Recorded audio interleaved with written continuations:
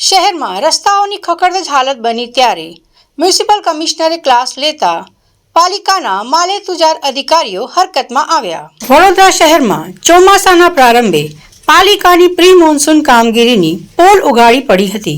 શહેરની ચારે દિશાઓમાં રોડ રસ્તાઓની ખખડધજ હાલત થઈ હતી। 8 દિન સુધી આ પરિસ્થિતિ યથાવત છે।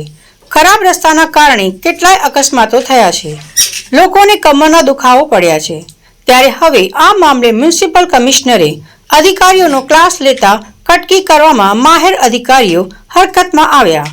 આજે એક્શનમાં આવ્યા હતા। કાર્યપાલક ઇજનેરે પુલ ડેફેક્ટ રેસ્ટોરેશન પદ્ધતિથી ખાડા પૂરવાની કામગીરી શરૂ કરી હતી। હાલ આ પદ્ધતિથી રોડ બનવાથી અકસ્માતની સંખ્યામાં ઘટાડો થશે તેવી તંત્રએ આશા વ્યક્ત કરી હતી।